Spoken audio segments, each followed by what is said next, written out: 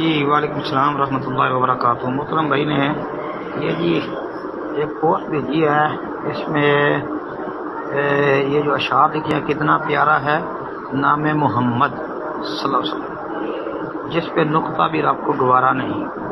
ٹھیک ہو گیا۔ ان کی محبت سے جو منہ پھیرے دونوں جہاں میں اس کا گزارا نہیں۔ ٹھیک ہو گیا۔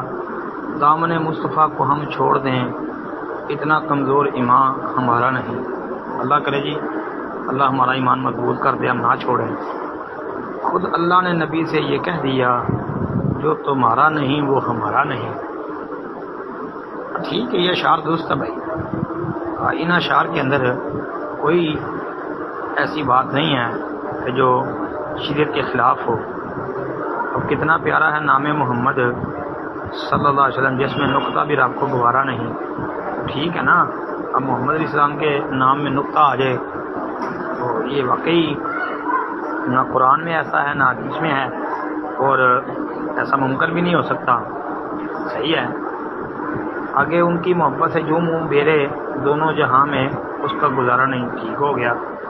اس کے لیے وہ حدیث سامنے رکھ رہے، حضرت عمر رضی اللہ تعالیٰ نبی علیہ السلام ساتھ جا رہے تھے، ہاتھوں میں ہاتھ تھے، تو نبی علیہ السلام نے پوچھا نا عمر سے کہ عمر مجھ سے کتنا پیار ہے؟ کہا اللہ کے رسول علیہ السلام ساری دنیا میں سب سے زیادہ آپ سے پیار ہے، ہر چیز سے زیادہ۔ اللہ کے رسول نے پوچھا کہ عمر اپنی جان سے زیادہ؟ کہا نہیں۔ تو کہا پھر ابھی آپ صحیح مومن نہیں ہوئے۔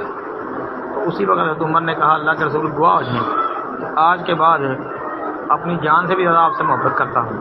فرمایا الان عمر اب آئے ہو، مطلب اب مومن بنے ہو۔ یہ بات ٹھیک ہے کہ محبت کے بغیر گزارا نہیں ہے۔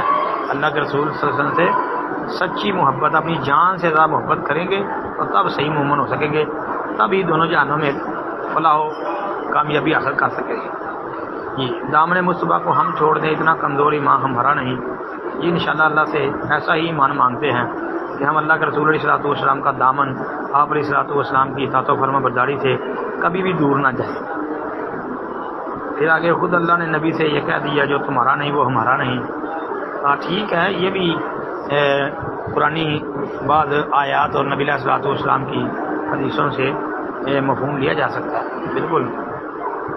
ہاں ٹھیک ہے نا، کہ جو نبی کا نہیں تو وہ اللہ کا بھی نہیں ہے۔ جو بندہ نبی کی بات نہ مانے تو وہ اللہ کی بات مان ہی نہیں سکتا، ایسا ہی ہے نا۔ بلکہ اللہ نے قرآن میں کہا من یطع الرسول فقد اطاع اللہ، کہ جس نے رسول کی بات مانی اسی نے اللہ کی بات مانی۔ اور پھر والنجم اذا ہوا ما ضل صاحبکم وما غوا، اس سورۃ نجم کے اندر اللہ کیا کہتے ہیں، وما ینطق عن الہوا ان هو الا وحی یوحی، کہ محمد علیہ السلام اپنی مرضی سے بات نہیں کرتے، یہ تو وحی کا اتباع کرتے ہیں۔